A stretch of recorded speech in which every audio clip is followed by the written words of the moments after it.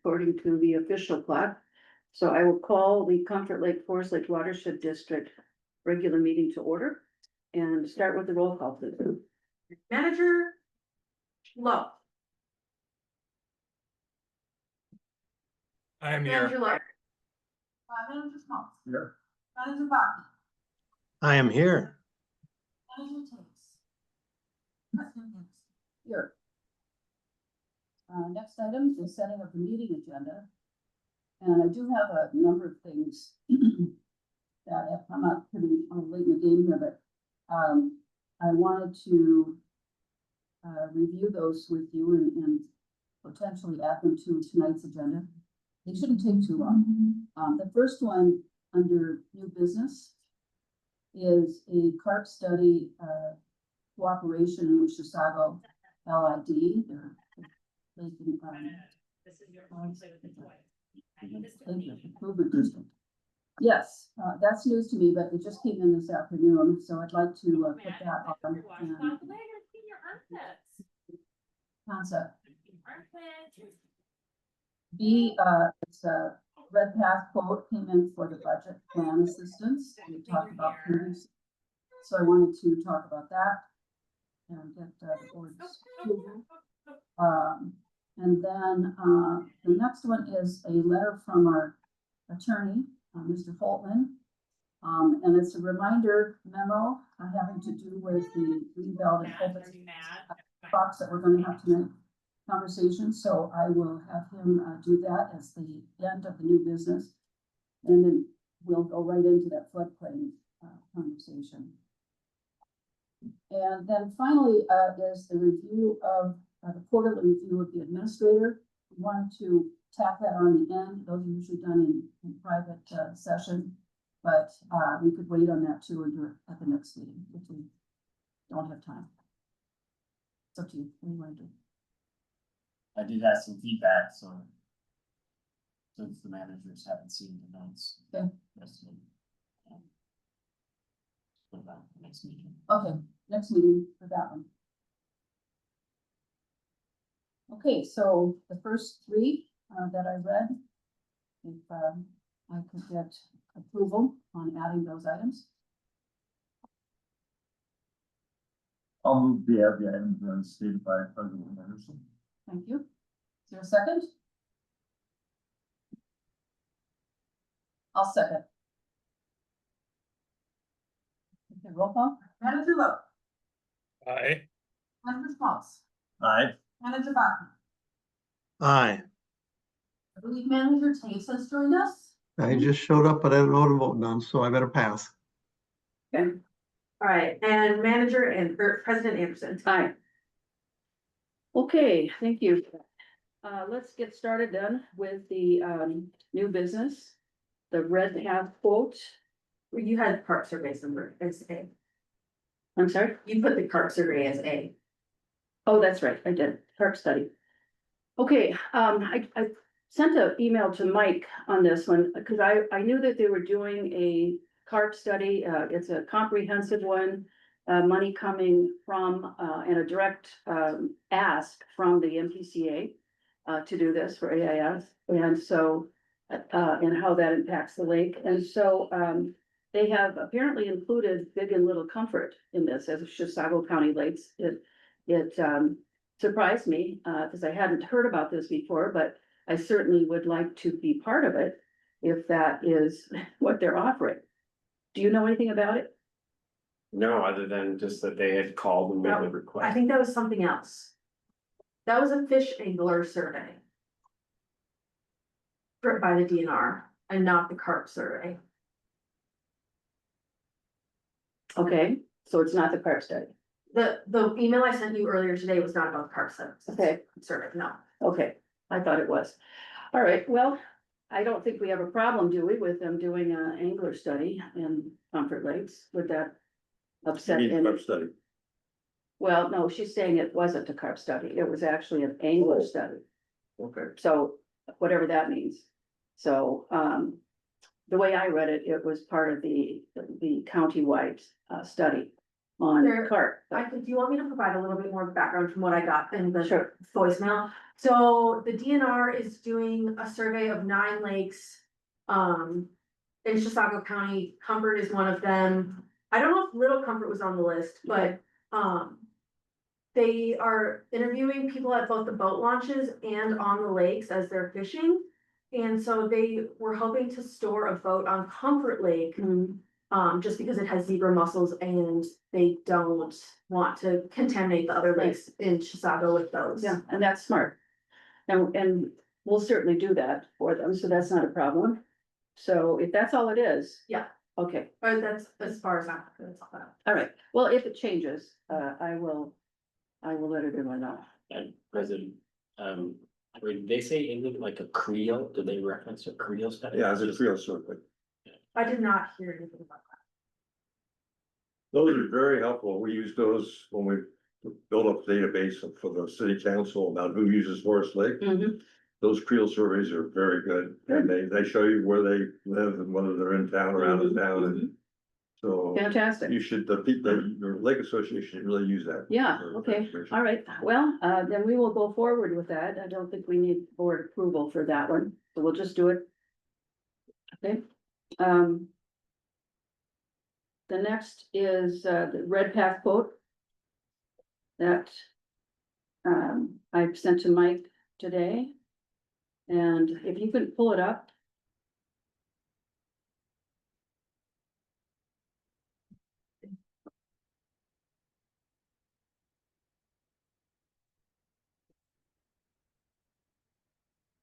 We'll get this out to all of you by email. What part of the email do you want? Well, just pull the whole thing up. It's a chain. I sent it to, I think you and Mike. Yeah, so at least they can see it on the screen, but they'll get a copy of this. As soon as you can send it to them, so they have it all. Okay, so you can get past that. That's just mine forward to you. Okay, so this part here is from the CPA that would actually be doing the work, the majority of the work. And she's new to us. She's been with Red Path for a while now, but she is a CPA, and her name is Bonnie Friedrich. And so this came to me from Red Path and asked them about how it's going and what can we expect. And told them that I wanted to have a quote by the second Thursday of this month. And so we do have it. And if you keep going down, I think it's the next one down. The quote is, yeah, there it is. We can do this project for $3,500, which is less than I thought, actually. So I'm pretty happy with that. And they can get started as soon as the board says yes. So that's tomorrow. And the CPA, the lead CPA is going to be, she's free all day tomorrow. She said she's on schedule. So we can get going. They have a form, of course, that they'll send to Mike and I, and then we'll get it signed tomorrow with the board's approval tonight and over to them and get started.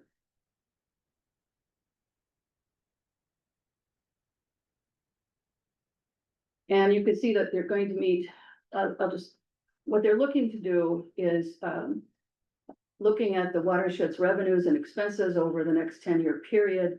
We would meet with the district to go to gather what information estimates need to be applied, and also inflation over that period of time. They'll work that in. And then once they get all the inputs, they'll look at property taxes each year and how these might be adjusted. And they have access to, you know, all that background information. And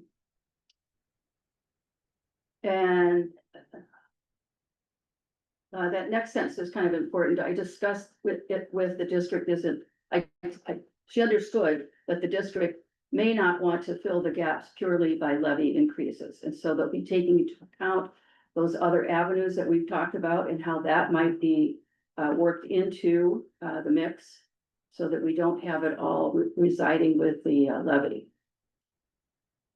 So that's it. That's all we have, but if you have any other questions, we discussed this pretty thoroughly, I think, at two of our budget meetings. And so the question was how much and how long. They could finish this by our last meeting in March, or in July.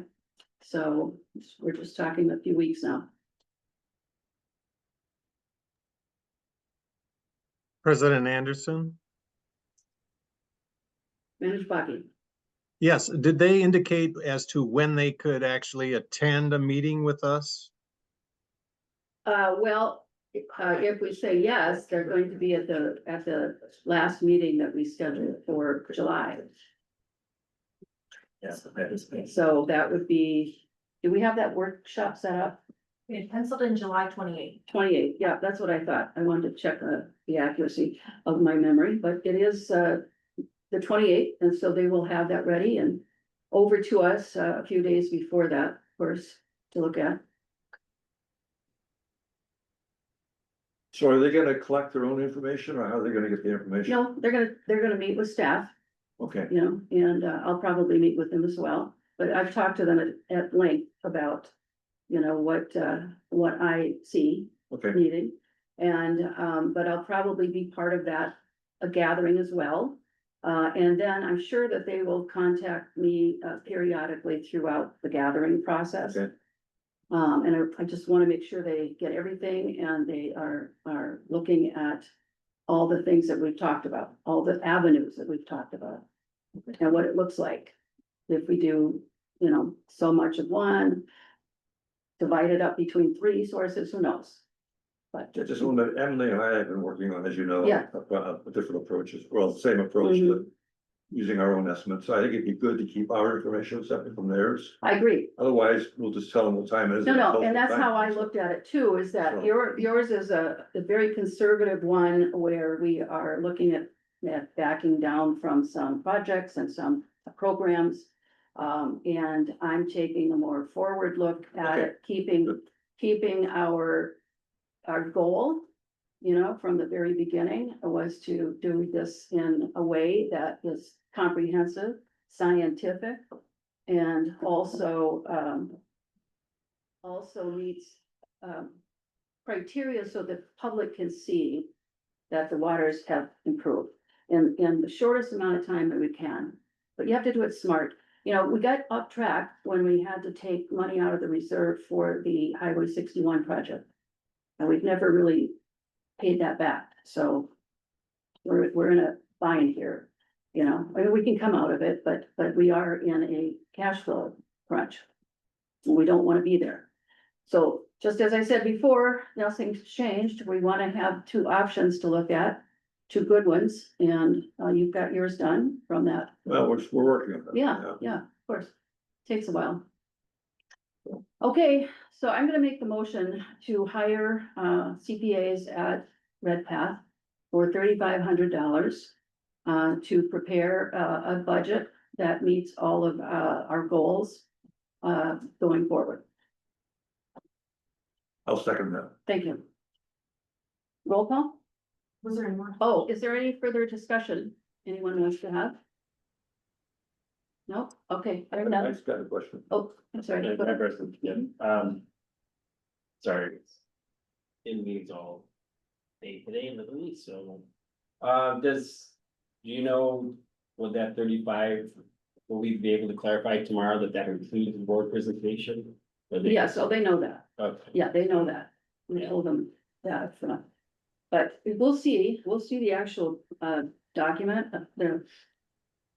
they have a standard one apparently, so I'm sure it includes it, so. But I did tell them, even though it's not mentioned, she mentioned it to me when we talked on the phone afterwards, so. I know she knows it. okay. We'll get it stipulated in writing though.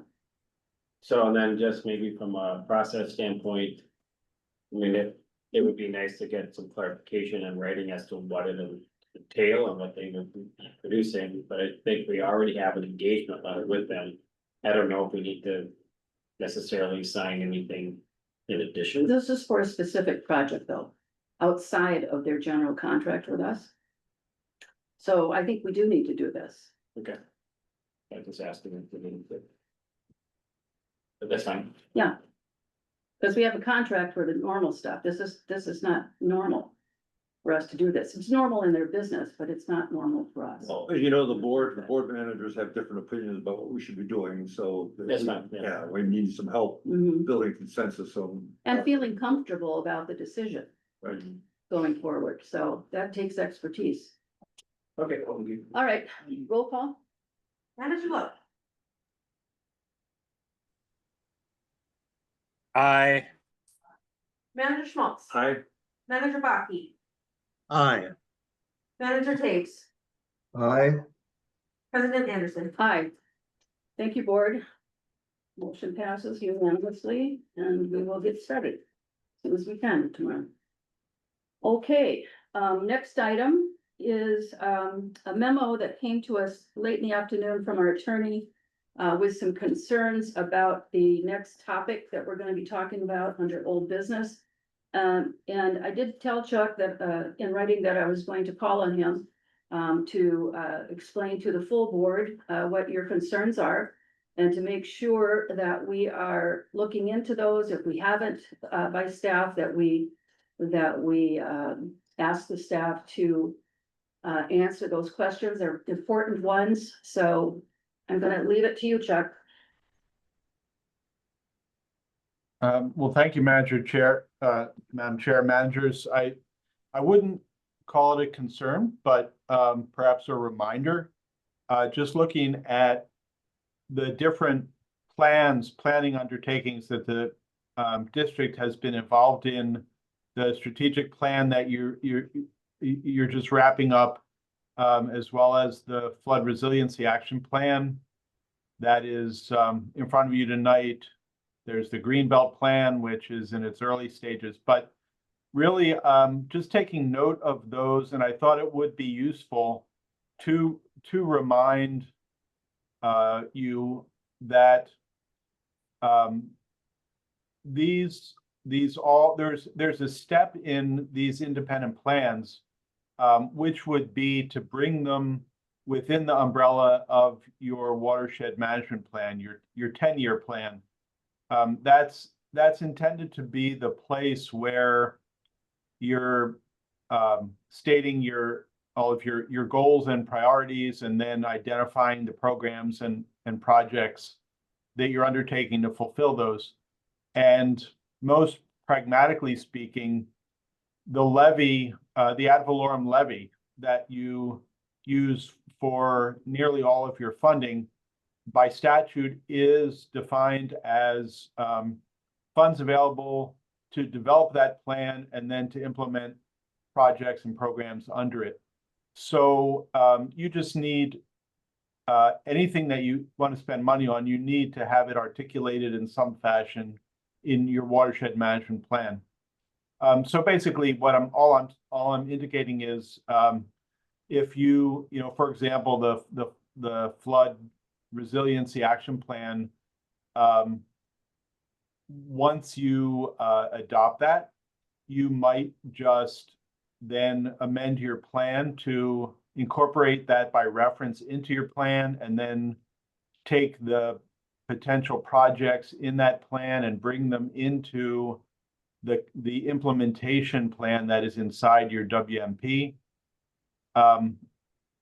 Differently, your strategic plan, to the extent that it has resulted in adjusting or adding to your priorities or some of the specific programs that you're working on, the WMP should be adjusted appropriately to reflect that.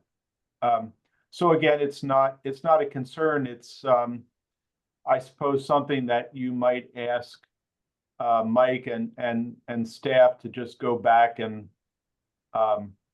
think about what sort of amendments would be appropriate for your WMP to bring these efforts under its umbrella, and then come back to you, and then you should just without unnecessary delay, at the appropriate time, you should go ahead and amend your WMP to remain to remain broad in its coverage of all of your undertakings.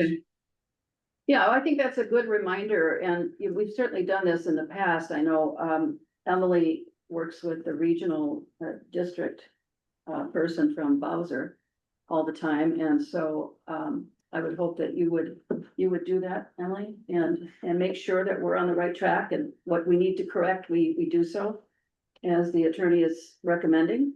And there may not be anything, but we never know until we look. Yes, Manager Smalls. Chuck, is this requiring a formal amendment to the 10-year plan? Yeah, it would be, it's.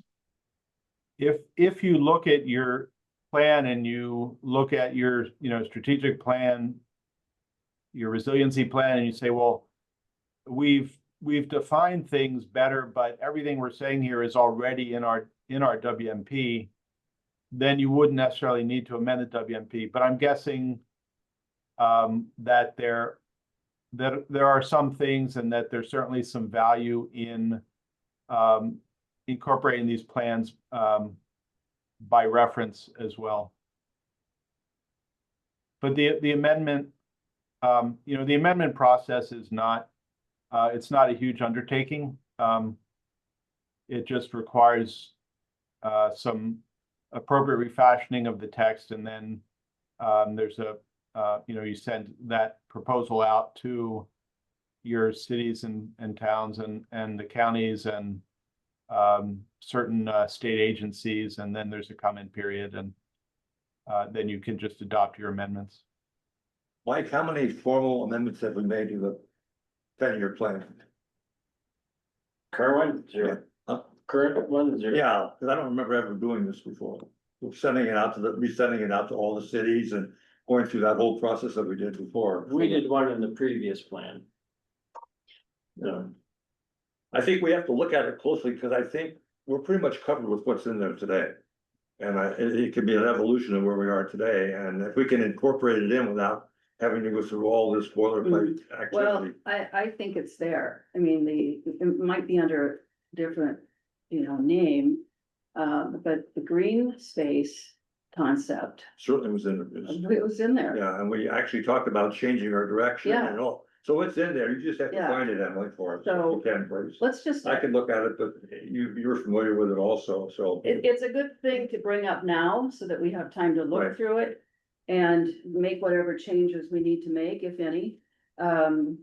Just because we don't want to be surprised when we're already 3/4 of the way in to Right. it. And then we're doing things to make up time. So, I appreciate the input, Chuck, and I think our staff will take care of that and bring it back to us and see if we are good to go, or if we need to do some wordsmithing here and there.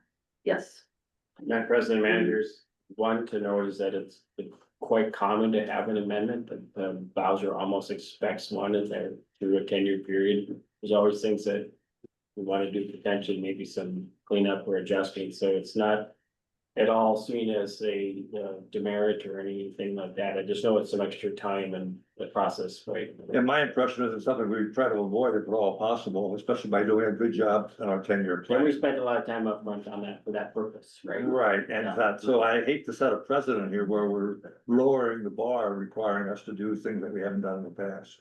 If we need to do them, I'm agreeing with it, but we Yeah. have a lot of other stuff to do, and yeah, but it's not, as Chuck said, it's not that big of a deal. I mean, it's something that happens all over the place. And for 10 years, and that's a long time to plan out.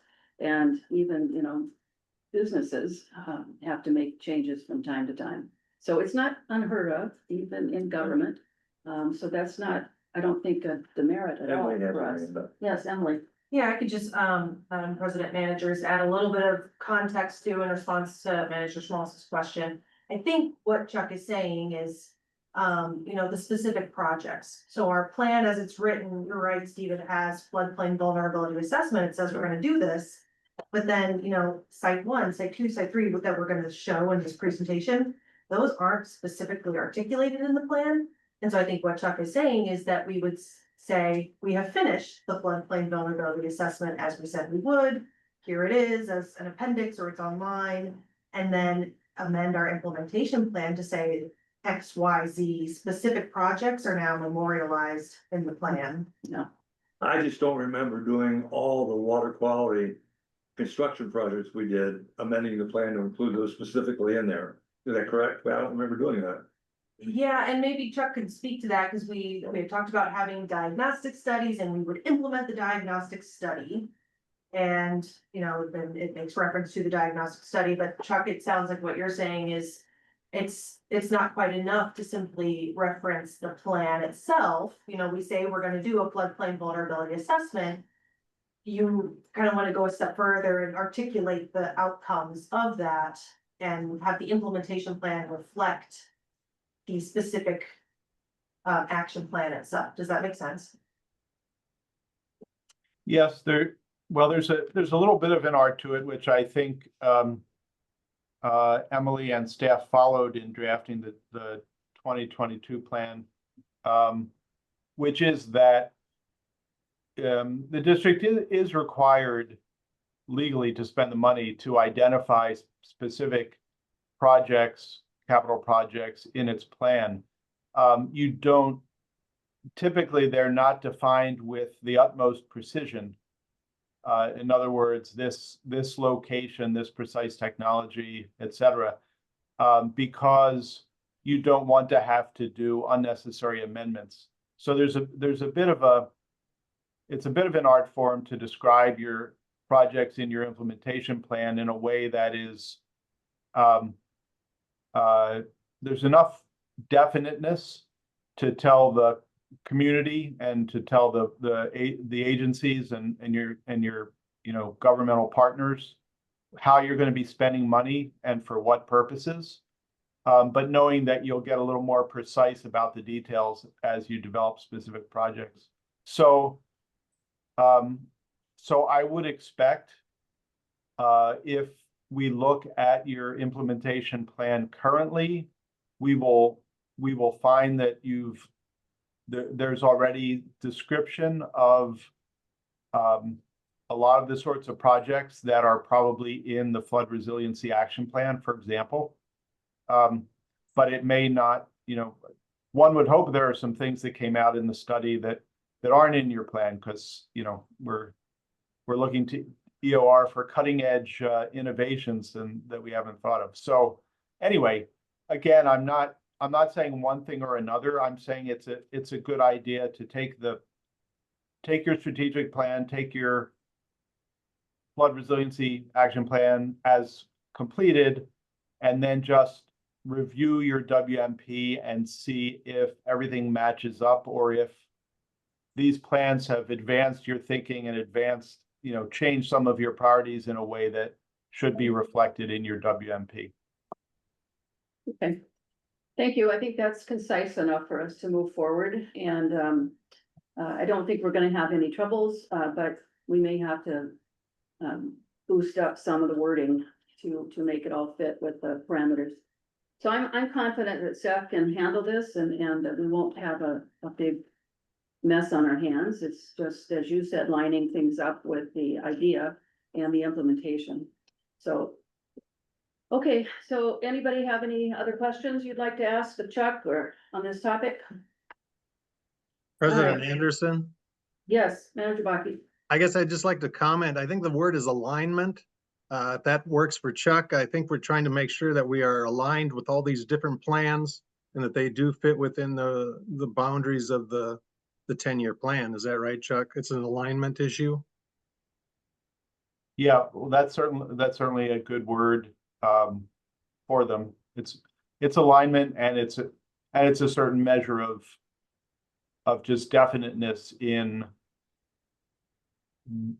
you've thought about your goals, and now here are the different concrete steps that you're looking to take, like for a city's capital improvement program, that it's the specifics as how you're going to achieve those goals.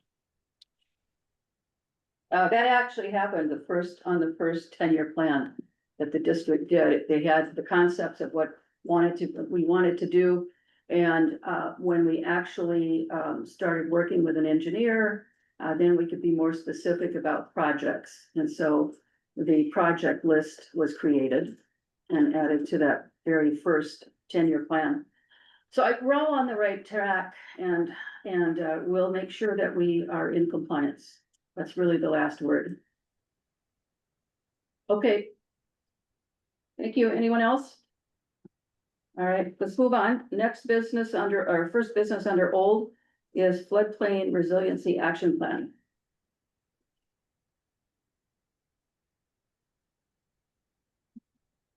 President management. So, Well.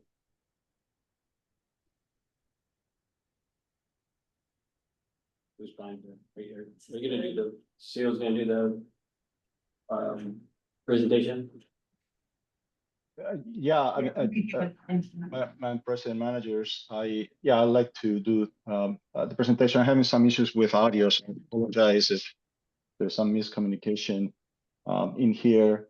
I really would like to start maybe by clarifying a little bit the discussion that just took place and the comments that were made in terms of so the way I look at this report is really just concentrating some recommendation to the board for consideration.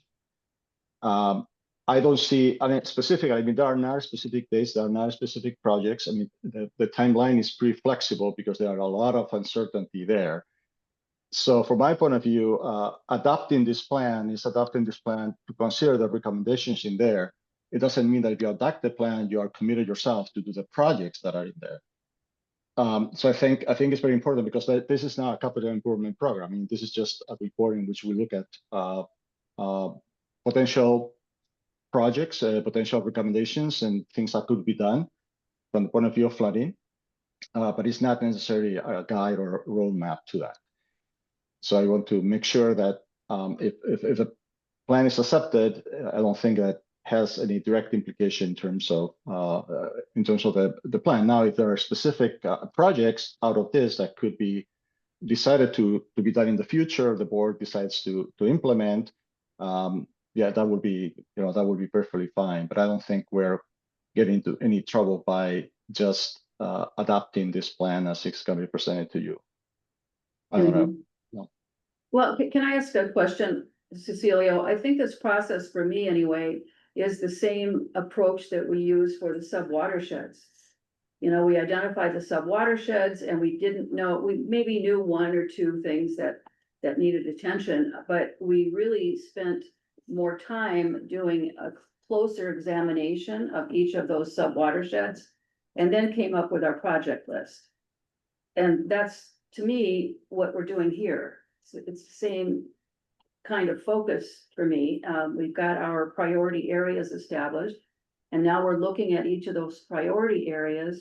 And you've used the number system that I like, which is the identification of the lake and then the number of projects in that priority area. So I thought that was very similar to what we've done in the past. So I appreciate all the comments that Chuck and you have made introductory, because we've got new people and it's important, I think, that everybody understands that we've done this before. It's been very successful for us, and I don't see us changing from that platform personally. But thank you for your comments. Thank you. So I guess it's time for my presentation. As I said, my audio is not really good, so I apologize for any miscommunication. So I'll be presenting the floodplain resiliency action plan. This is the phase 4 of the flooding and resiliency study in general, and the last phase. And what I'm going to be doing is just following the report and going in order in terms of how it's presented in the report. So I like to start by showing the modeling results and assessment of those results, mitigation actions and timeline, main anticipated benefits. And I'll spend a little bit more on that, what it's in the report, and then the overall conclusions. So that's the plan. I'll try to go out really quickly. So we'll have some time for discussion, I guess. I know that it's a very, very long agenda today. So just starting by saying that, if you remember phase one, as we were talking before, looking at, we had an integrated scoring. We look at the different areas. We had some priorities in terms of the red areas that would be high priorities with respect to other areas in the watershed. And it was decided at that phase one that we're going to be concentrating on the Sunrise River area and then the Shields Lake area, which are highlighted or circling there. So that's basically making sure that that is consistent with everything that we have done before. So we're going to be talking about those two areas in the presentation. So I'd like to basically dive into the results regarding infrastructure and roads.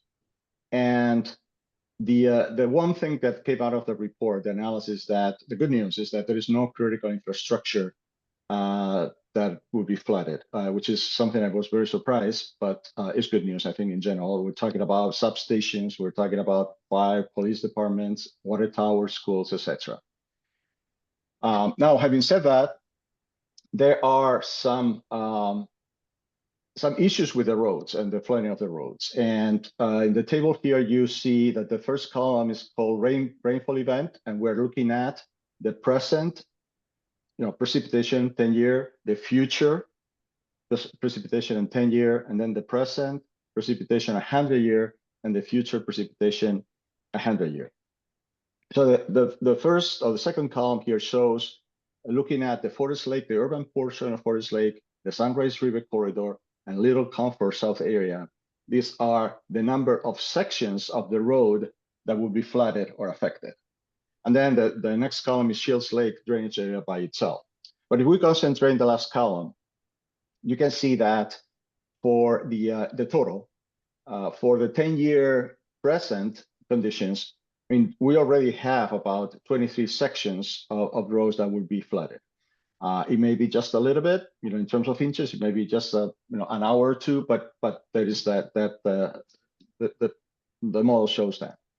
And then there is going to be, if we go to future conditions, 10-year future conditions, there will be an increase in the number of those sections that will be flooded, will be 9 more, will be 32. If we look at the condition of present, 100-year, then the number goes pretty high, doubles, more than doubles, and we're looking at 52 cross-section areas that are going to be roads that will be flooded. And then when we look at the future, then the whole thing rises to 64. So it's not terrible, but it's something to be concerned and to be keeping in mind as we go. So the next one. So okay, so this one is the title here should say number of buildings flooded. So anyway, the table.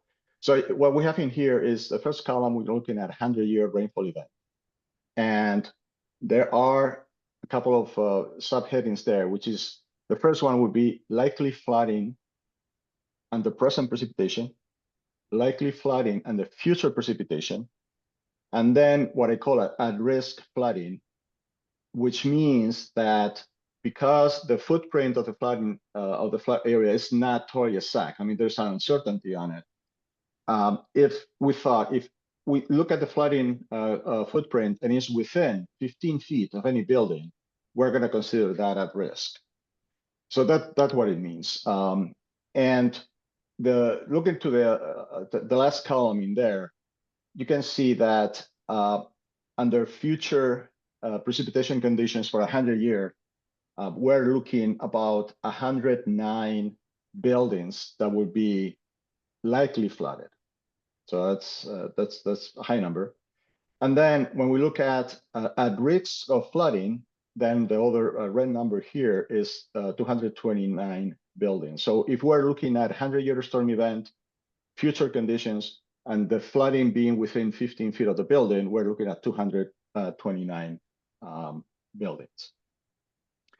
Regarding the streams, what we found is that the Sunrise River in itself is gonna have pretty much all sections in the Sunrise River is going to have velocities exceeding under existing condition or future condition, there will be a more than 15% increase in peak flows and velocities.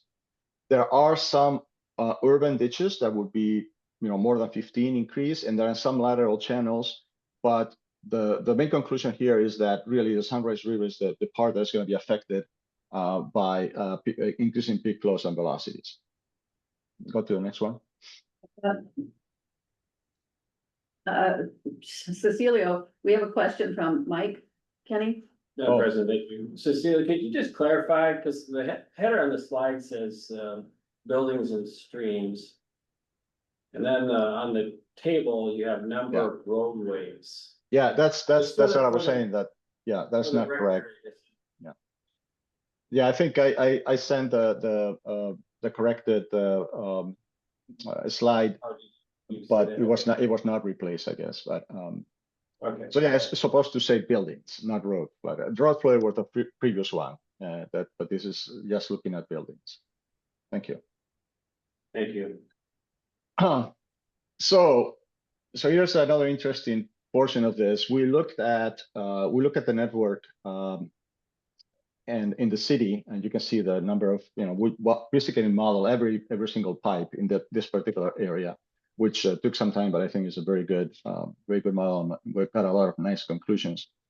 And the interesting thing when we look at pipes, and you can see the red pipes over there, when you're looking at the 10-year storm event, 10-year storm event is the typical design parameter or design standard for cities. Now, that was not the case, a while ago. And because the city obviously sold, the fact that the design parameter, 10-year design parameter is not met, there are a lot of red areas there, doesn't mean necessarily that the city has done anything wrong. It means that they were using parameters that, when it was built, probably were not to the level that they are right now. So having said that, if you look the number of pipes between 1 foot and 2 feet, that would be undersized. We're looking at 39. And if you look at the pipes more than 2 feet, that would be undersized. It's 22. Those, I would be more concerned about the bigger pipes, more than 2 feet, because those are trunks and those are, more critical in terms of receiving a lot of flow. So I mean, it's something that we need to consider, obviously. And then the second table here is what is called surcharge catch basins and manholes. And the reason why this is important is because if you look at the red dots in there, what that means is that there is going to be, it rains, you have the 10-year storm event, it rains, and then it is going to be, not only the pipes are not going to be capable to handle the flow, but the flow is going to go up, it's going to come up out of the catch basins, producing local flooding. So that's the relevancy of these numbers. Can you point out, Cecilio, where Broadway is on that map? Yeah, it's, can I, there you go, yeah. Okay, okay, Yeah. I just wanted to confirm. Those That's the are in whole good shape. downtown area. That's the whole downtown area then. Yeah. Oh. Yeah.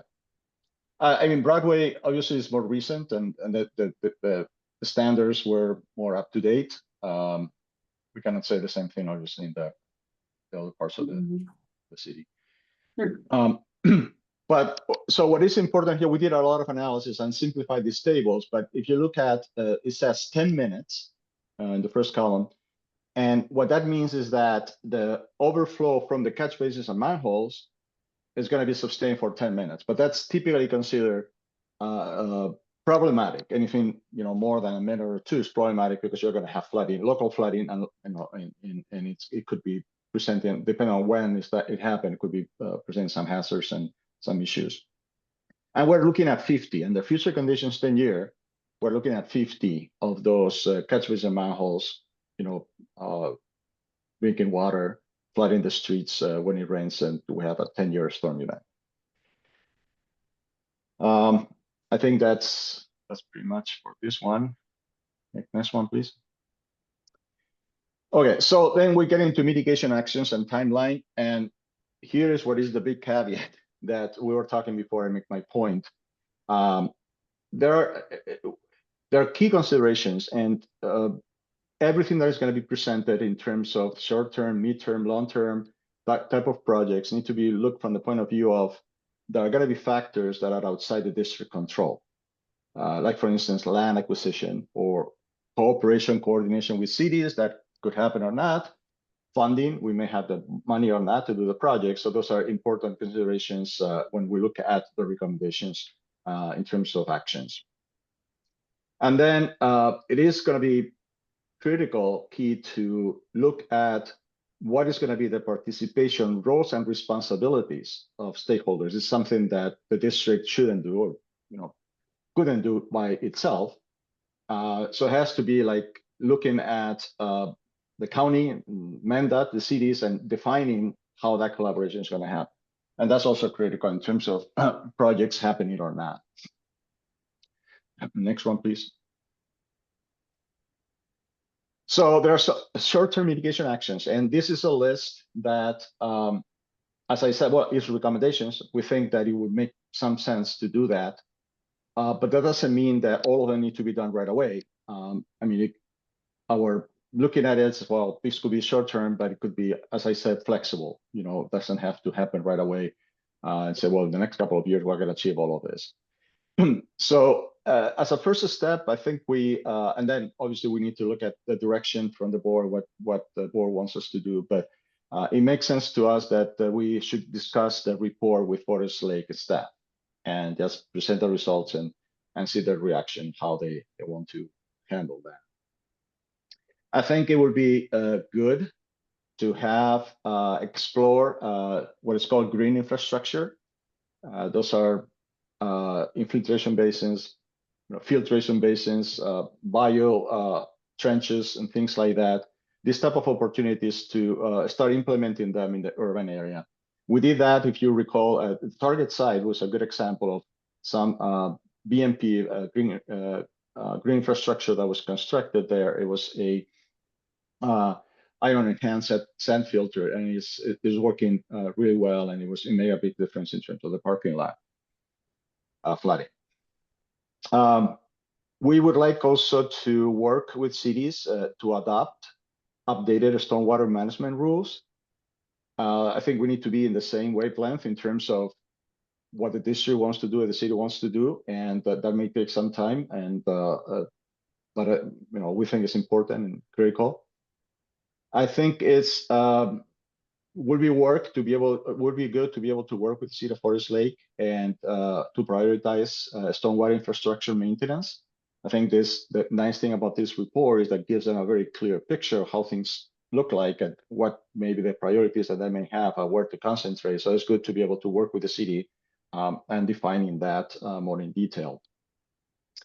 And then the last one is in coordination with the cities, develop a flood reduction community outreach plan and incentive. That's a little bit vague and they're not specific, but from the point of view of, okay, let's look at the big picture of how we're going to be handling this. It makes sense to have this develop a flood reduction community outreach plan and incentives.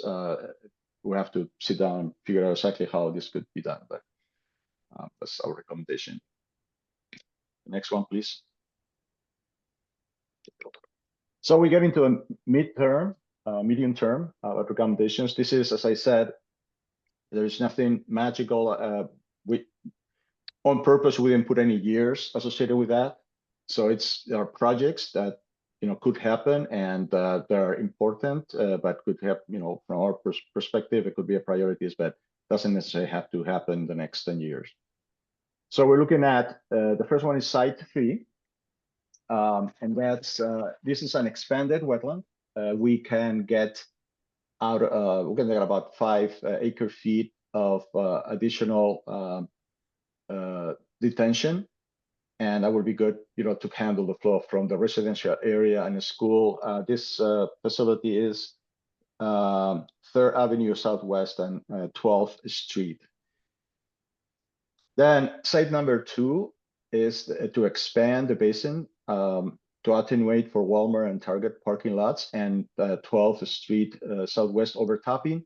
There's a particular basin that it is could easily get about 10 acre-feet of additional storage out of it.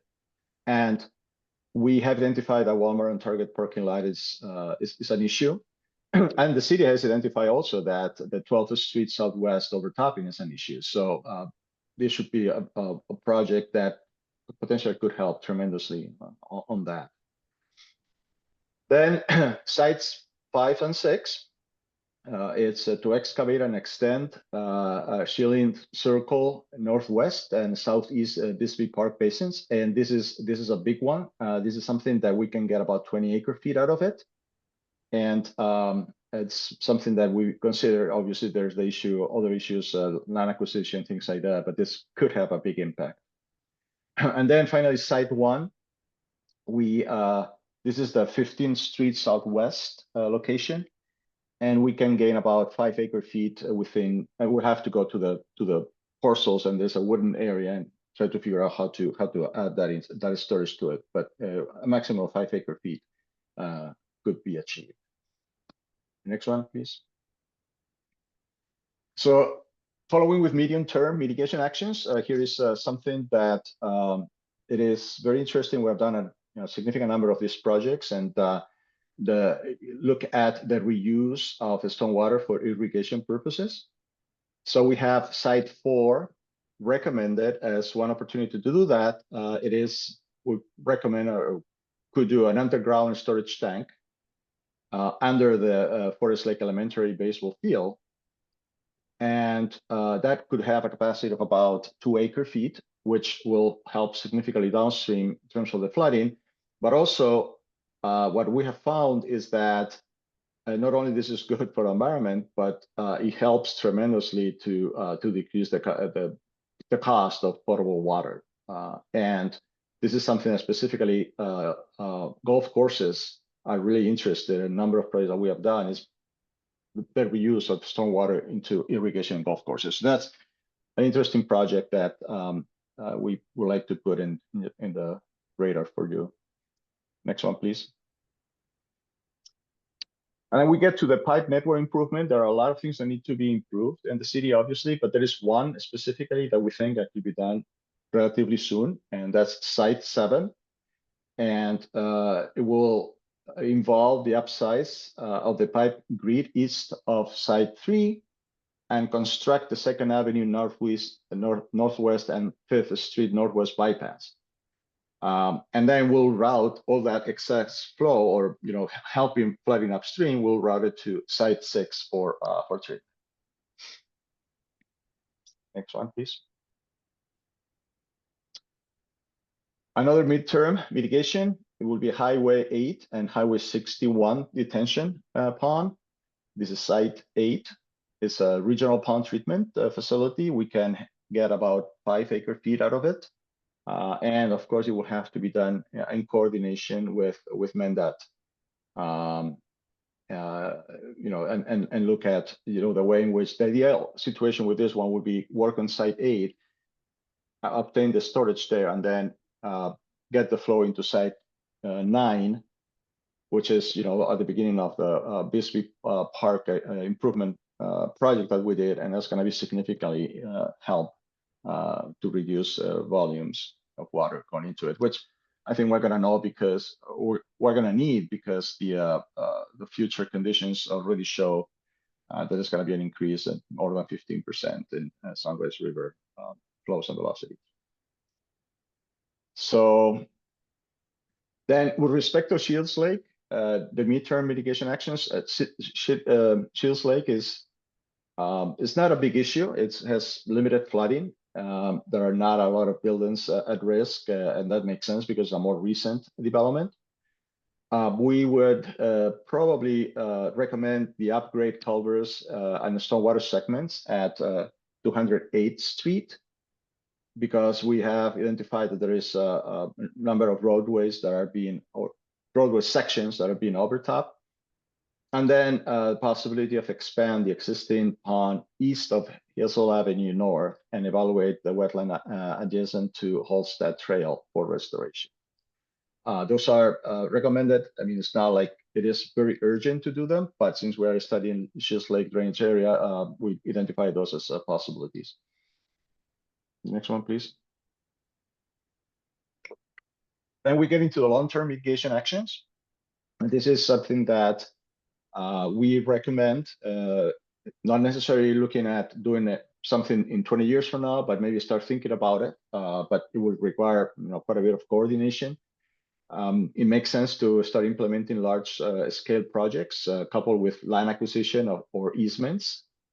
The projects include protection of existing flood storage, which is important, and wetland, or even the expansion of existing ones. And then obviously this project represents a multi-year initiative that will be coupled with flood risk mitigation, but at the same time increasing water quality and wetland habitat restoration gain. So that's part of maybe what is going to be discussed later. And we see that being a project that is needed or will make sense. And the next one, please. And then we have the wetland or Site 9, which is Highway 8 wetland complex. That's what I was talking about before, that it could be really good if we do that, especially after building Site 8, to be able to retain the water and clean the water before it gets into Site 9. That there are a number of things that we can do. We can do something that's very similar to what we did in Bisbee Park, which will be shaping the channel banks and reconnect and expand the floodplain, and also rerouting the ditch into a natural stream meander. That's what we did in Bisbee. So it would be like an extension of what we did in Bisbee, which makes sense because it's upstream of it. And then there's also a possibility of rerouting the ditch into a natural stream meander, but also have some wetland impoundment and potentially a connection to a trail system. But this is to be defined, obviously, because that should be part of the bigger picture. Next one, please.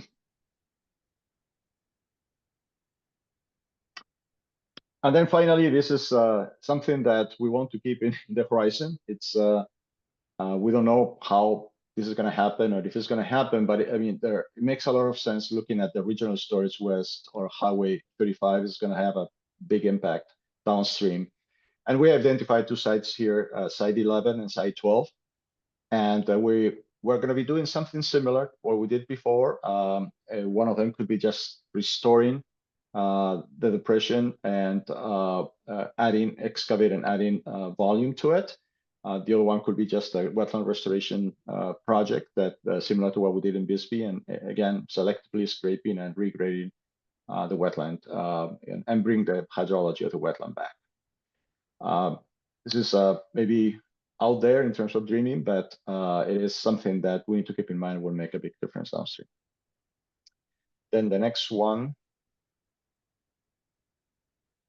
Yeah, and then the long-term mitigation. Obviously, the city is going to have to do something with a system that they have. I don't think, well, it doesn't make sense to just start doing it right away. I think they have a footprint of how this thing look like. They can use it for the purpose of looking at the system when there will be a street reconstruction or a street regrading, and that will be the perfect opportunity to say, okay, well, we have a problem in this pipe. Let's upgrade that pipe as part of a street reconstruction. This is more a long-term mitigation actions, but right now the city has, for this area at least, a good roadmap of how to do it and what the priority should be. And then the next one, please. So overall, the main anticipated benefits, this is a very big or condensed list of everything that is in the report, but basically the 10-year flood reduction, both footprint and depth, will be significant if the improvements are implemented, even just a portion of the improvements are implemented. The localized flooding footprints gets reduced by 80% to 90%. You can see in the picture here, you have the footprint for 100-year before improvements, and then the footprint after improvements. So it's obviously a significant reduction of the footprint, 80 to 90%. They will be eliminating the potential for inundation of approximately 35 to 60 buildings, which is significant. It's a big percentage of the ones that are being right now have the potential for inundation. Will reduce the road overtopping by 30 to 50%. And then the lower peak channel velocities along the critical Sunrise River segments will be reduced between 10 and 20%, which is good because we'll be basically offsetting the impact of additional precipitation and development upstream. So next one, please. So the overall conclusions, the stormwater network is undersized for current standards. I don't think we need to make a big deal out of it. The city is an old city. It's good to have these new standards and give the city what information on what they should be doing in the future. No critical infrastructure is affected, which was surprising, but it was good news. Significant number of buildings and roadways are flooding concern, and the increase in velocities and flow in the Sunrise River would be increased more than 15% for future conditions. The proposed action will significantly mitigate for all these impacts, as I mentioned, and then it is key that we really understand the roles and coordinate and buy-in from the cities and counties and MnDOT and landowners to make this thing happen. This is going to be much bigger than the district, and that coordination needs to happen. So that's it. I apologize. It took quite a bit of time here. I tried to rush through it, but I'd be taking any questions if there are questions. Well, don't apologize for the time used, because it's been very helpful, clarifying things, and this is important.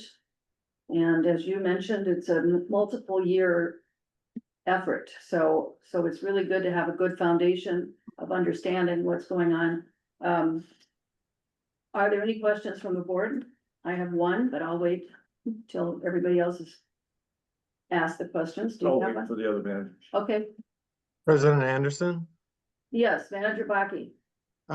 Emilio, you mentioned roadway overtopping reduction by 80%. Can you expand on that? What is roadway overtopping?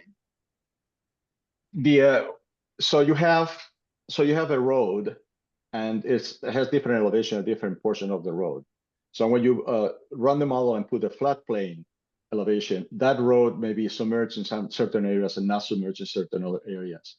So the footprint of the flooding, if it crosses the road, meaning that particular portion of the road will be flooded under the 100-year storm event or whatever storm event we're modeling, the model tells us for how long, how much of the road, for how long in terms of time, and the depth of it.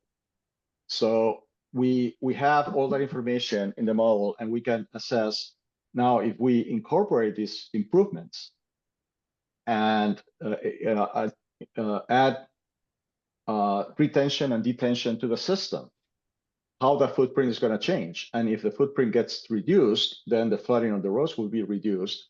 And by doing the improvements that we're recommending, there will be a significant amount of reduction. What I was talking about, the 80 to 90% is the reduction of the footprint, not necessarily the roads overtopping, but they will have an impact too. Thank you. President Anderson, Yes, Manager Taves.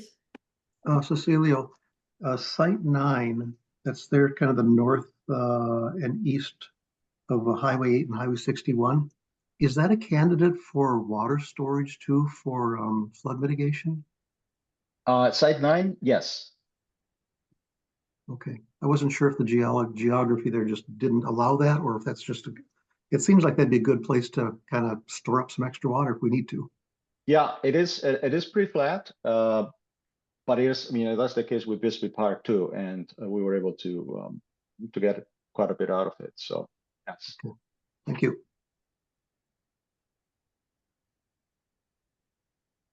Manager Loth, any questions from you?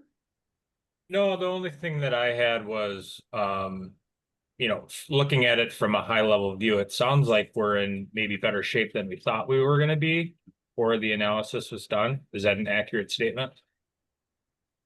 Yes, from my point of view, yes, I was expecting something worse than that. But I mean, it's still.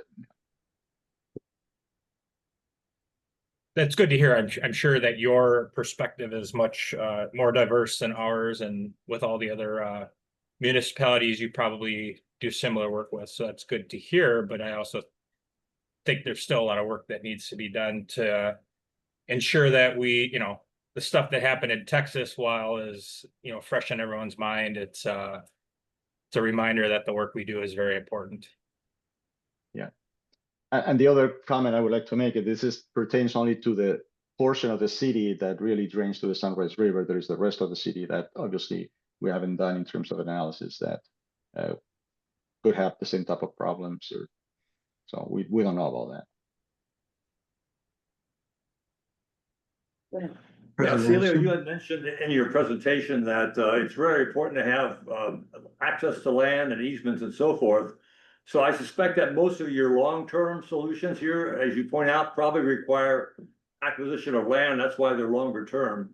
What about all the first 10 or 12 red dots you put out there, a lot of them around the city? Can you give me a rough estimate of what % of those are actually owned by the city or easily available to us, where we could actually do work on them? And then secondly, who would pay for that work if we're storing water? Does a watershed pay for it? Does the city pay for it? Is it negotiated? Et cetera, et cetera. Yeah. So that's a good question. I would say that all the improvements that are shown in here, maybe except for one or two, is public land, so our city owned or easements already. So that's good news.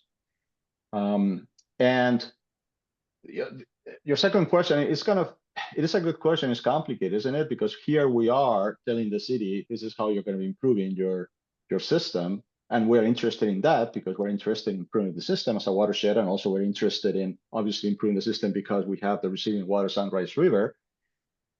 But then it has to be some coordination and understanding of responsibilities of how this is going to be done. And my opinion is that the watershed shouldn't be doing it totally, could be participating, but has to be agreed with the city. And I think it would help if the watershed gives information as this would provide, and maybe commit to certain improvements or working with the city. But yeah, that's a good question. Yes. One follow-up question to that is, and then what is the probability of the city working with us or going on their own to get grants for these kinds of storage projects based upon your experience at Rochester and some of the other sites you guys have worked at? It is a little bit complicated because when it comes to projects that are done for retrofitting for under design, it's more difficult to get grants as opposed to, let's have a project that is going to be producing a immediate impact downstream, or that is not necessarily part of the system that the city designed. Having said that, I mean, I think that there's a possibility of getting grants. I don't know exactly what they will be available there. In the city of Rochester, we were able to obtain some of those. But that was not for infrastructure within the city, improving infrastructure within the city. It was more like areas that were identified as ecologically of importance, and there were some specific flooding downstream. And then, that area was the one that was subjected to grants but not improving downtown. Okay, thank you. Right, Manager Taves, did you have your hand up? I was just going to comment that if the city does not know this information, this is really critical stuff for them to at least be aware of, whether or not they choose to act on it short term or long term. I think it's just fascinating to see that network of how that sizing is affected by those rainfalls. And then I realize the motion involves talking about sharing the information, but boy, it seems like this is really valuable stuff for them to know. Yeah, and I think I mentioned that from my perspective, the next step should be present this information to the city and the staff and discuss with staff first. I mean, it's gonna be complicated. I mean, you don't want to go like, well, geez, you try to screw up your system, because that's not the case. There are different standards. So you don't want to get them the defensive. But that discussion is gonna be interesting, and I'll be, yeah, I'd like to see how it goes. You're absolutely right. They should be very interested in this. They should take this and say, thank you very much. We're gonna look at it and we're gonna use it. But I don't know if that's gonna happen. Okay, we need to talk about that maybe at another time of how to approach the community partners with this information, and I think we'll have to have a full discussion for an hour or so on that alone with our engineers and our our other consultants. So we can look forward to that. My question was on Bixby Park in particular. That's where in our section of the district, we had the most people out at those listening sessions that we had on flood risks and so on. And they were all very concerned. It was almost the entire neighborhood, I think, that came that owned property on that part of Bixby. What can be done with that, or did you say something about it in the report that I might have missed? At one point, casually, I think you mentioned that we could re-meander that ditch system, you know, if we did that already, but maybe we need to do more to disperse the water so it's not coming down and creating another little you know, creek, if you will, off of the side of the main one. So did you look at that type of thing? We have that knowledge from the people. And is that part of anything that you talked about here in this action list? Yeah, that's actually that's a very good question, because when we were doing the modeling, we were you're talking about the neighborhood that is kind of on the other side of the berm, Bisbee, correct? I mean, they were kind of complaining about being Yes. flooded. Okay.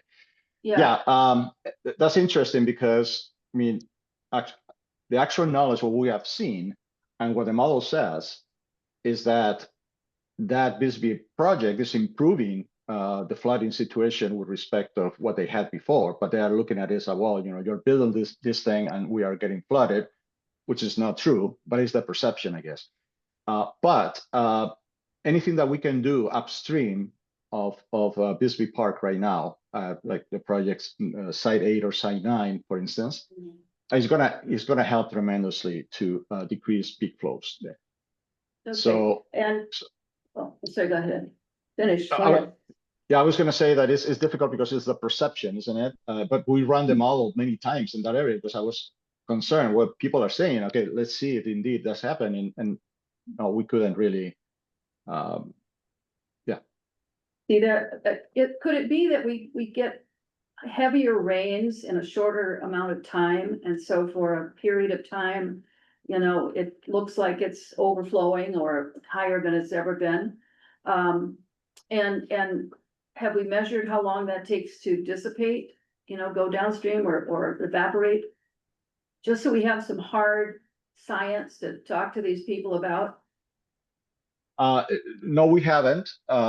We can do it because we have the model right now. I think one of the main issues is going to be the flooded culvert under Highway 8, which is limiting the discharge from that area, obviously, and that's a concern. But there's not much that we can do. It is pretty flat. It is what it is. I mean, we're not going to be able to make a huge difference. But we could definitely run the model for specifics in terms of their saying, okay, well, whatever question we have or they have, we can do that and apply it to the model to it. So there's a culvert under Highway 8, but that's too small or backing up, or what did you just say? No, if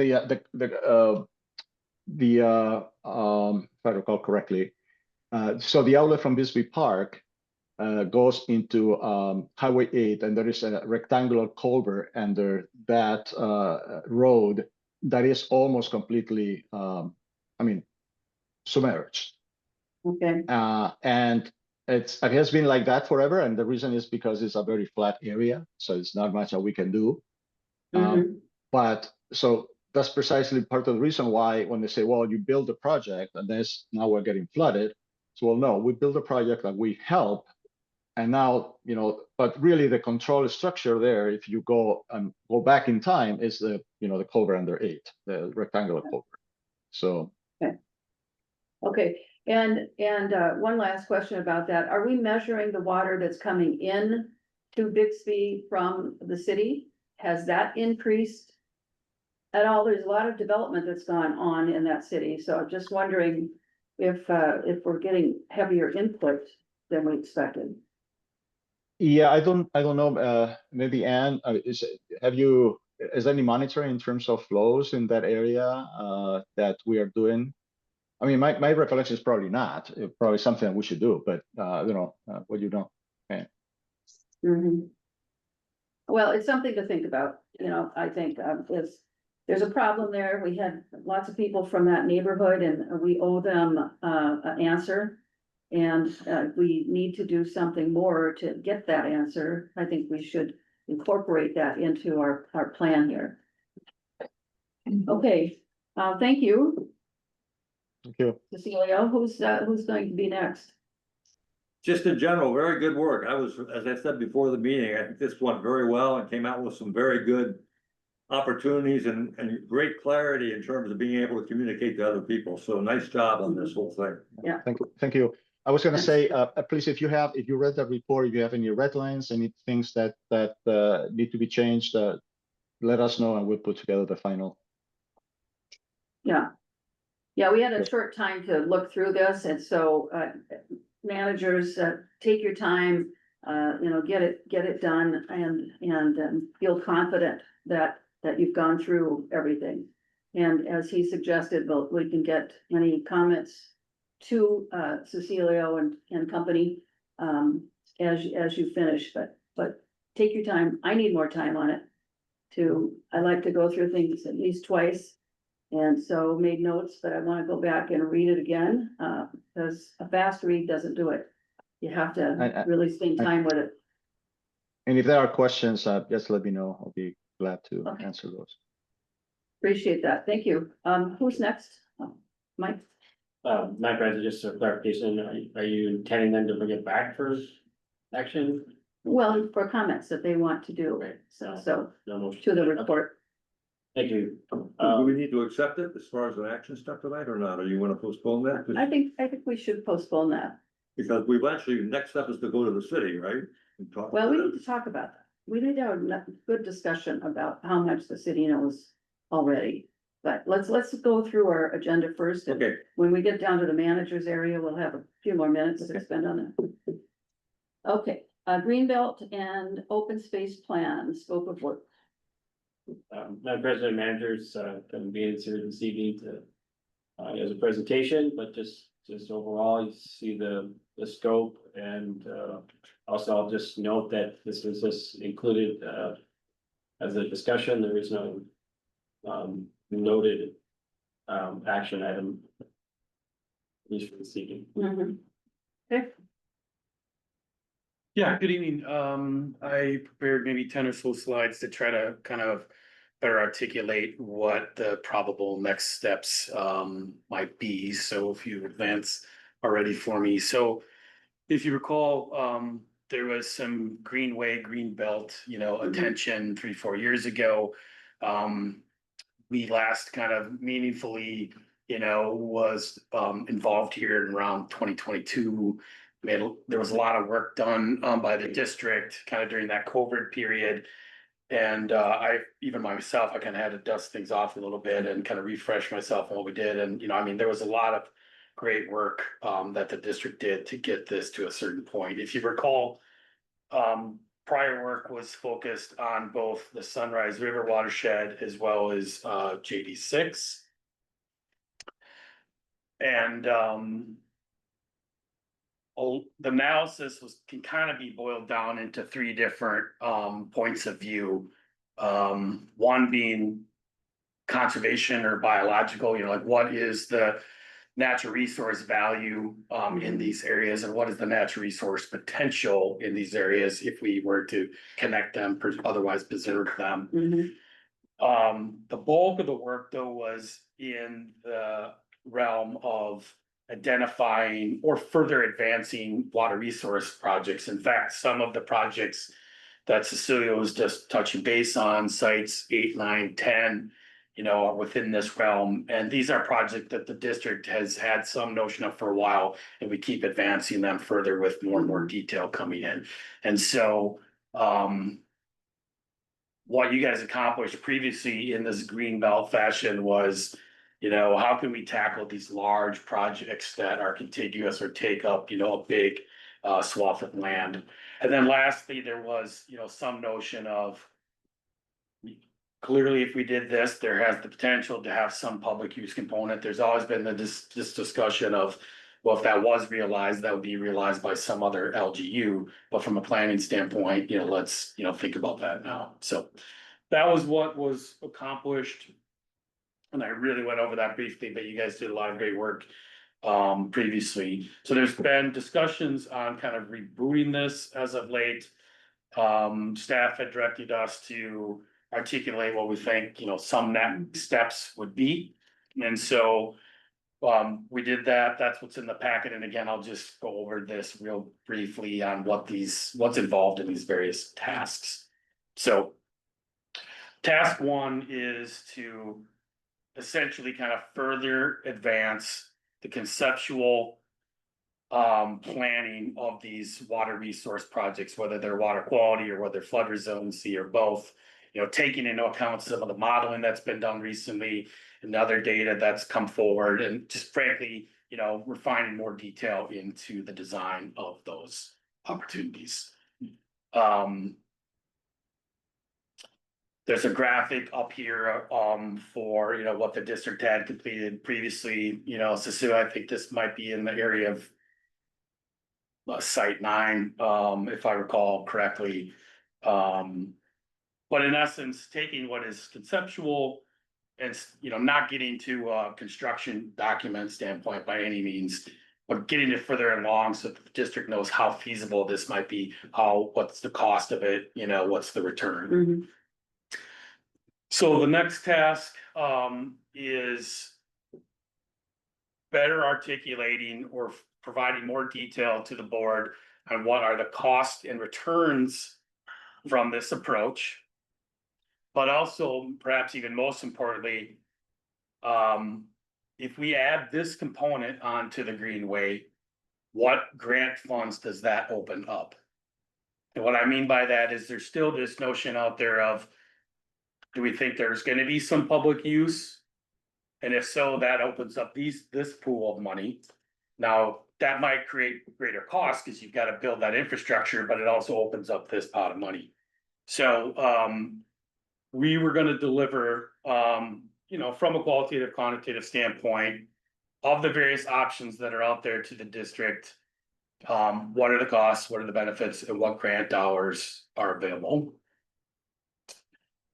Task 3 is really responding to, so there has been some discussion already with the various LGUs that are out there. Mike and myself and Blaine and other folks have engaged almost all the LGUs as well as the counties, meetings with various commissioners. And most of them, were of the mind of, okay, this looks good, but it's still a little bit too generic from us. We're really curious about, what are you asking from us? What are the opportunities from us? Kind of what's the division of responsibility here? You're in charge of this, we'll take on this.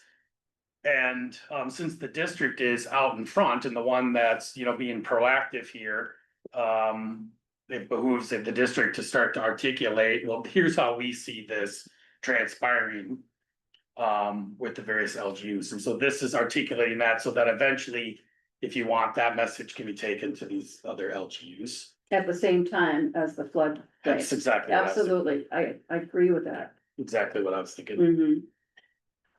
Last 2 tasks are, clearly there's got to be some board engagement, getting you to respond to draft products. Staff would be involved with that throughout and kind of more in the weeds. And then lastly, task 5, what that is a more tangible product that could be delivered to these organizations. Clearly, there would be various presentations and things that are delivered from that standpoint. But this is more on the order of a leave behind or something that could be left with them and also. Sent out to other interested stakeholders, constituents, landowners. That they can sit with and try to, understand, their interest and, Right. their role in all of this, so. Those are the 5 tasks. There was a schedule that was articulated in terms of how this could be achieved. If you were really eager, I think that we could tighten this up a little bit, but this is maybe kind of a moderate to aggressive schedule. And then lastly is the cost component to this. The other thing that, we've already started to think about, knowing that there is not, a budget, allocated for this. I can jump already to the, giving you some sense of. Can we tease something out, like, this 90 is a lot to swallow, what can we do today that is of a smaller dollar value? I think there's a number of different ways that we could tease this out if you wanted. The primary one being, making a decision on. Task 1 or all the other tasks. There's kind of one primary way of looking at this. You could work on task 1 to the cost of 35,000 and advance those projects. Still, we would be mindful of the greenway aspects, and still we would be mindful of the public use side of things.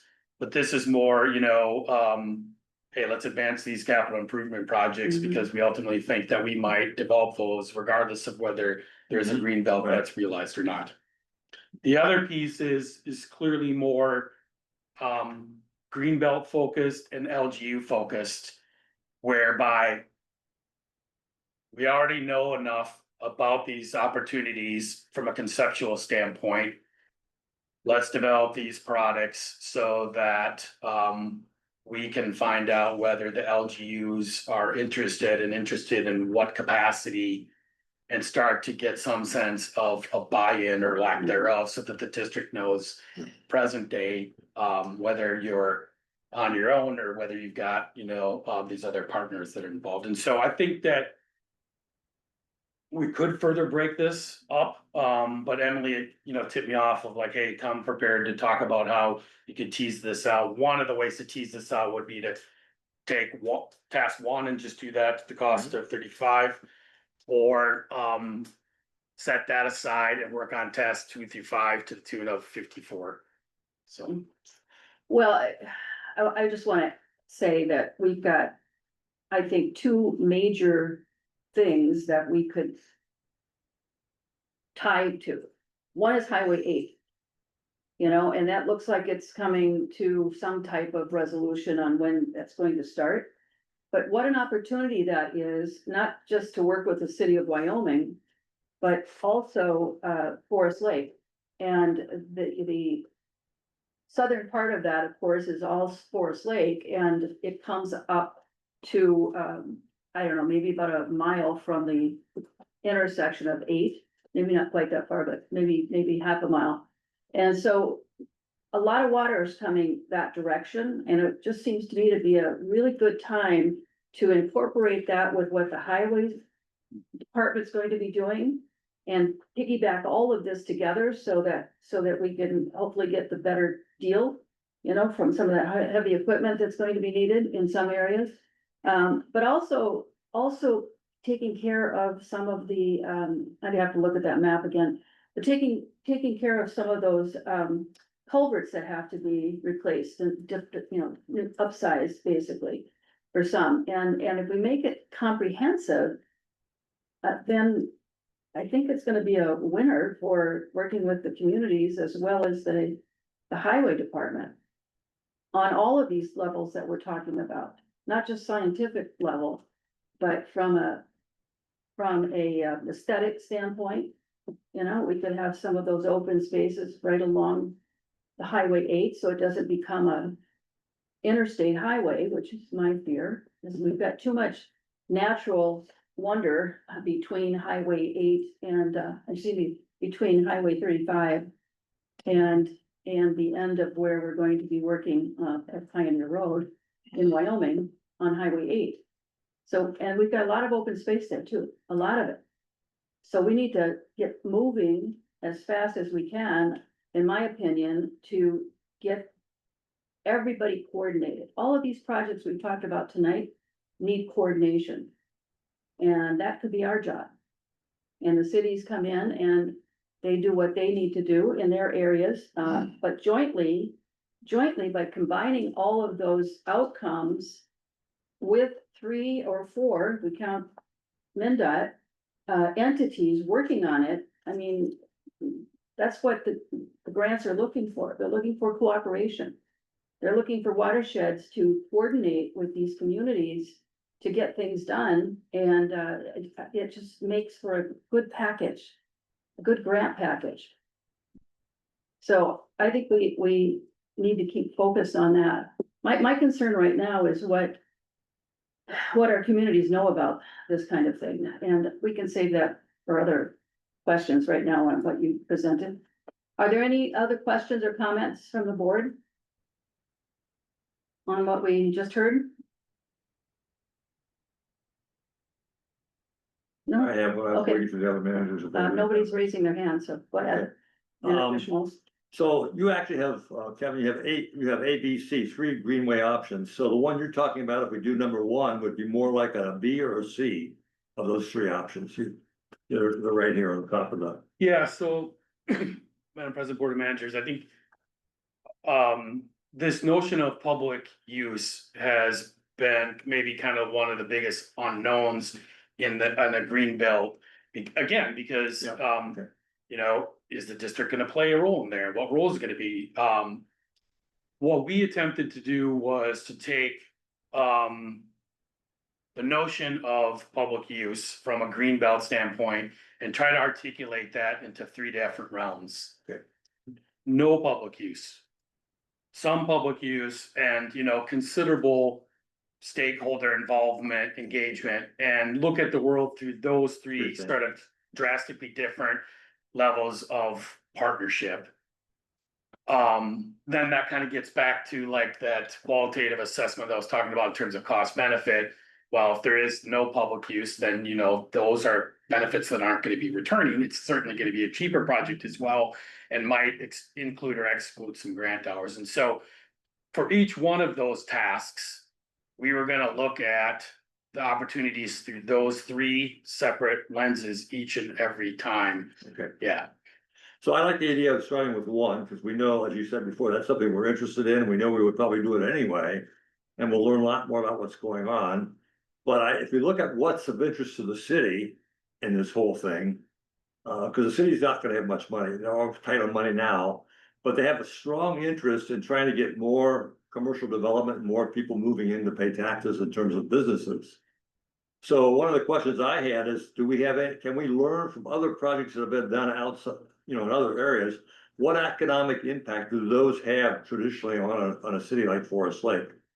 You know, that's something, I don't know whether you could research that with other projects you've done, and because you had one in here, Dakota, like Green Belt program, which you showed as an example of a vision leave behind, right? So that obviously had an economic impact on that area. You did some stuff in Rochester, you know. So what kinds of things, what kind of money does that bring into the city? If we had some information on that, that may get the interest in the city up and interested, so. Yeah, so Down the road further, but it's something maybe we can do without spending a lot of money ourselves, but. So I just threw that out as something, another point of information that we'd like to have. Yeah, okay. Yeah. Yeah. Is that it? I think so,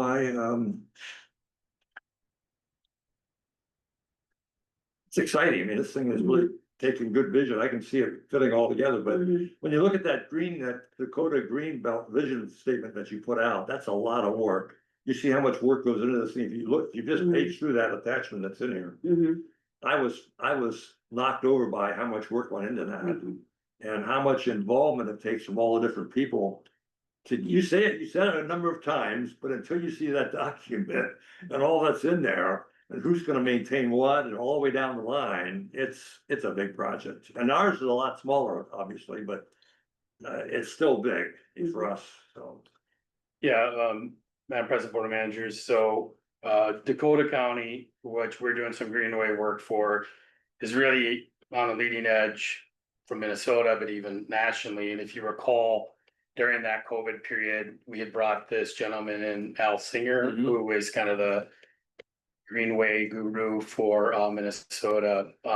He's been the one that's been that champion and leading that, and is also interested in, you know, participating in these kinds of things further soon. And he's the one we saw, right? Yep. With Yep. Dakota, okay, Yep. yeah. Yep. Yep. Any other comments from the board? Questions? The only other observation is what's happening in the world around us at the federal level. There's gonna be less and less money available. You know, I think, well, the state of Minnesota's gonna lose $1 trillion of Medicaid dollars. That's gonna have to be made up somewhere, and they say it's gonna be in property taxes, which means that, you know, all of our constituents aren't gonna be happy with any increases plus paying more property taxes, so it's just gonna be tougher to get the kind of money we need to get these big things done. So it's something, that's why I think starting with task one is a good way to start. Get our feet wet, we can maybe work with that for a while, and then if things turn out better, we can kind of roll ahead more aggressively.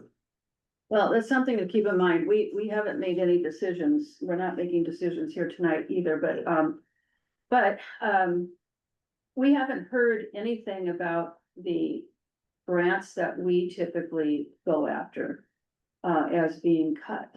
I haven't read anything about it. Have you received any via mail on what the Bowser folks might know?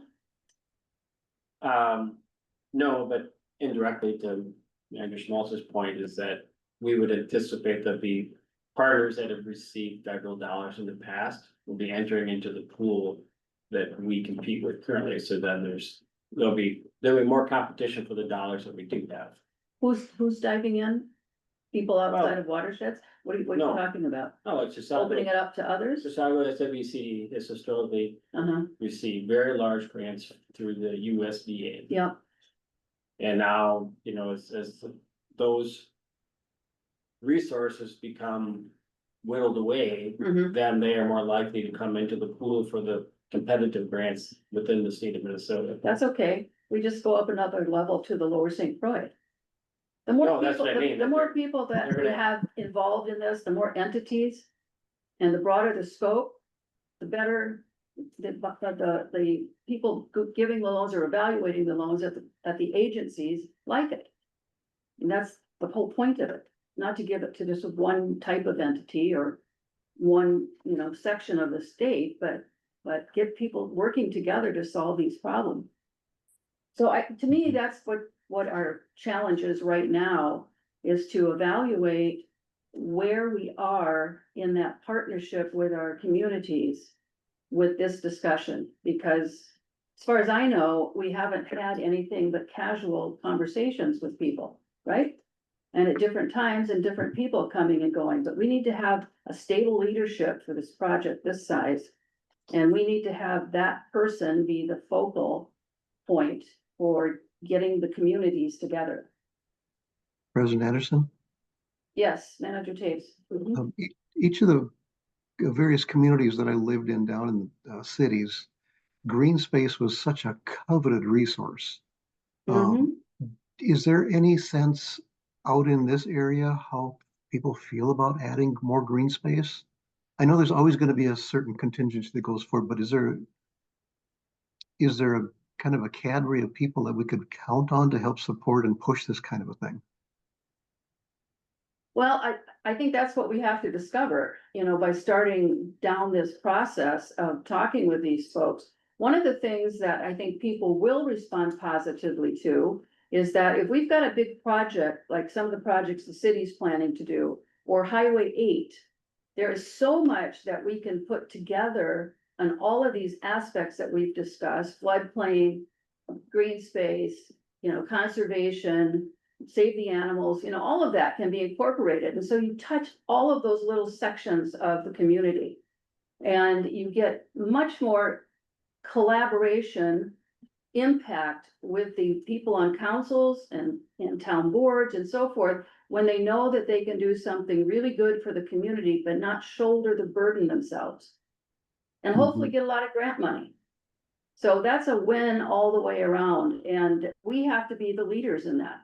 We're the entity, the special unit of government that covers those political boundaries. We go over those within the hydrology of our district. And so I think it's ours to have, and I think our local community leaders are looking for us to be that technical light so that we can put these things together, make it successful for all the communities within our watershed.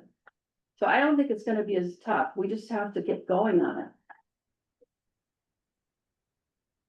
So next step is to talk with staff at Forest Lake in Wyoming, I guess, so. Yeah, we didn't see much of Scandia in this. Are there no issues on flooding in Scandia? Or are we just concentrating here first? Right, for Okay. the previous board, more direction, these are the two focus Okay, areas. well, that's true, the priority areas, yeah. So are we gonna set up a meeting with them to move ahead here, or, I think eventually we wanna get to the city council. And I would not like to have their staff presenting at the city council without us presenting directly to city council, like, that's really important. And we have to talk about how to do that, as you suggested. Yeah, well, that's the importance of having a central But we leader. gotta get to their staff, and we got a much stronger story now with very practical information. And as Doug mentioned, this would be very important to them, so. Well, and they get in on the very start of it. We haven't quite formed this concept yet, Right. but we want to talk to them about the concept and get their input before it becomes final, so that they've got skin in the game from the beginning.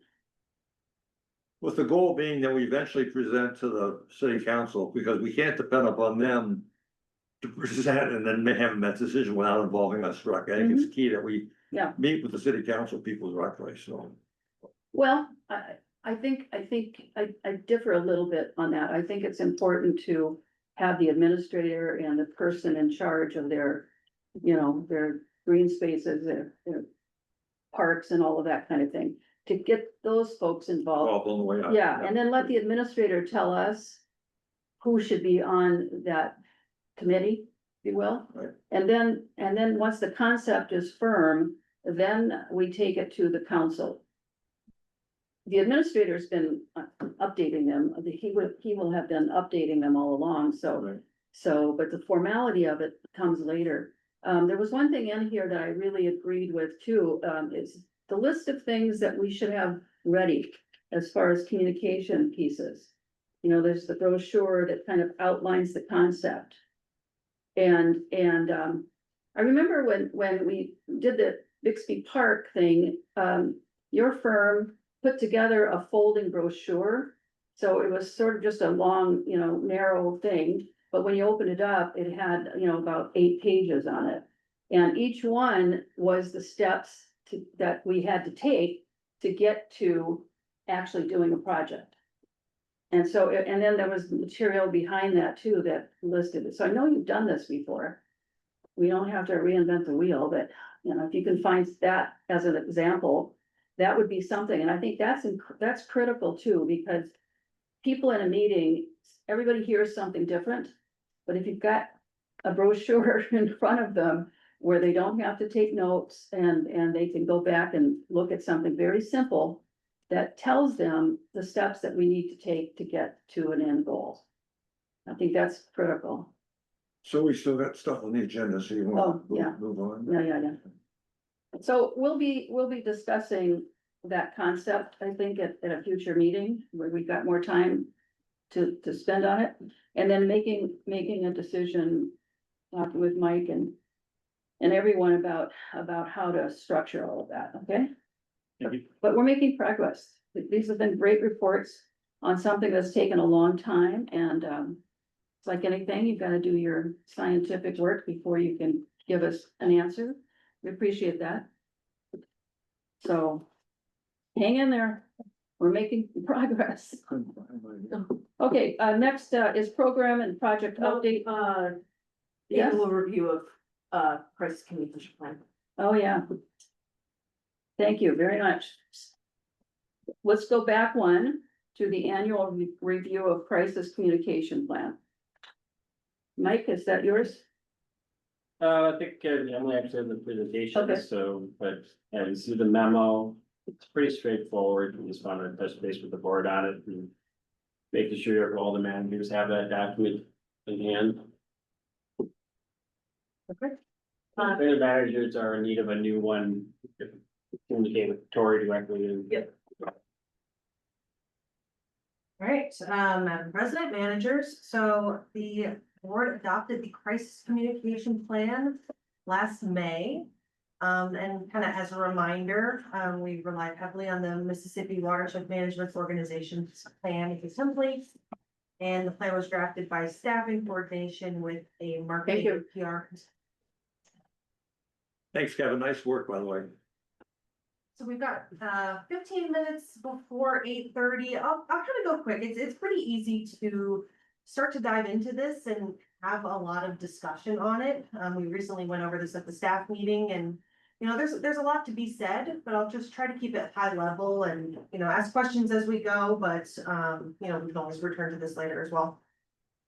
So the plan says a crisis can be defined as any situation that has the potential to damage the district's reputation or ability to operate, as well as any situation that harms or threatens to harm the life, health, or well-being of people and natural resources within our boundaries.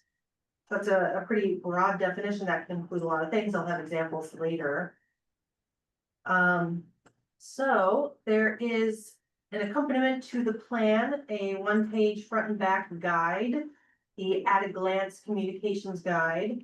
And so we distributed these last year. If you need a new one, folks in the office got one today, but we can have more available, but just something good to keep, you know, staff keep this by their desk. I have a electronic copy just kind of on my desktop, just something good to have on hand. And that's primarily what I'll be going through today. I looked for mine, I couldn't find it, but I thought, you know, a good place to put this is in the front of your first volume of the 10-year plan. That's a good It's idea. hard to displace the 10-year plan, because it's so Yeah. big, right? Yeah. So if you Well- can find that, you can find this, It's- so that's my new strategy for. It's online though, correct, on the website? Yeah. Okay, that's a absolutely best place. As long as it's power. All right, always the downer. I think, and Emily, I think rather than going through this stage by stage, you don't need us to do anything, right? No, just Okay. we said we'd review it annually. Okay, why don't we do this? Why don't you take this home and look at it? And then, I'm talking to the board now. And then we can discuss this in full at the next meeting if we need to. You don't need us to approve anything here. No. So, I would like to point out that one of the sections I found interesting in there is the crisis of having a high levy percentage increase and dealing with people that are mad about it. So that's the one section you might want to read as part of our budget planning. I thought it was very interesting, so anyway. yeah, I'll have to look. Okay, so, we'll move on from that and take it up again at the next meeting if we need to. Number 5, program project update, A, project update. B is gonna be program, so is the same person gonna present? Well, Madam President, I think on the project updates, really, these are, there's really no update from any, activity. These are large, still in the planning phase or, various levels and, or projects are completed and, just proceeding with the maintenance side of it. Mhm. Um, Anything program wise? Yes. Okay. Okay. Yeah, similarly, you know, we've been talking about a lot of these planning items at our last several meetings. And so this is just a one slide, little summary page of planning documents. This is on the board packet webpage. There's hyperlinks to each document. And, you know, given the time, I can leave it at that, or I'd be happy to go into it in more detail if people would like. No, I think that's pretty self-explanatory. Is there anything you left out? Not on purpose. Okay, so if you find anything that's left out, make sure you talk to Emily, okay? but it looks pretty comprehensive. Yeah, we use it all the time. Yeah. So. Good. Um. Next is report of officers and managers. I'll start with you, Manager Schmaltz. Nothing to report except that, we got a note from, DNR representatives doing a fishery study on our lake in terms of measuring the fish and that. And it's actually, the fish population is very, very healthy, so. Very healthy? Very healthy, and he Nice. plans to come to our annual meeting and talk about it, so that's Fantastic. very encouraging. When's your annual meeting? In the spring. probably, Okay, so, okay. yeah, it'll be a while before they get all the results together. Fantastic. That really is fantastic. Okay, Manager Bucky. Anything? Yes, on Monday, this last Monday, July 7th, Manager Anderson and I met with Mr. Kinney to review and document progress on the SMART goals as part of the quarterly review process for the administrative review. The managers will receive in email a summary of these discussions that we've had over the last 2 quarterly review meetings. We also will have our 3rd quarterly review at the end of September and the 4th at the end or beginning of 2025. Thank you. Have you sent out the latest one to the board? No, Yes. just, Madam President, I was sent to you and I, Uh-huh. and I started the review, and I do have at least Oh, you have. one comment, and I wanted to finish it. Okay, that's fine. It's just been, I didn't see Busy. anything, but yeah, all right, sounds good. Okay, so that will be coming as soon as a correction is made, and I can't imagine that will take too long. just Next week sometime, maybe. very minor things. Can I ask a question quickly? Yes. Did Santa come this year? Manager Baki? Did Santa come to Bone Lake this year? Yes, Santa never misses July 4th on Bone Lake. Oh, you have little faith. Santa does exist. Very good. Manager Taves? Nothing to report here. Thank you. Manager Lowe? I don't have anything either. Thank you. I don't have anything extra either. So next is the summary and approval of board direction. I have very little, Madam Chair. I have just the note to staff arising from the discussion I instigated about the watershed plan. Reviewing possible amendments, and then your comment to EOR to Cecilio about seeing if there's a more full answer to give to the folks along Bixby Park about the water issues over there. And that's all that I have. Wonderful. And one last shot, if anybody has anything they want to comment on before we break up this wonderful meeting. Anything from anyone? All right, no business remains for the board to consider. We need a motion to adjourn. I'll move that we adjourn. I'll second. Thank you. Roll call, please. All right, Manager Lowe, Aye. Manager Schmaltz. Aye. Manager Baki, Aye. Manager Taves, Aye. President Anderson. Aye. Good night. Thank you, everyone. Good meeting. Good night. Take care. Bye. Good night.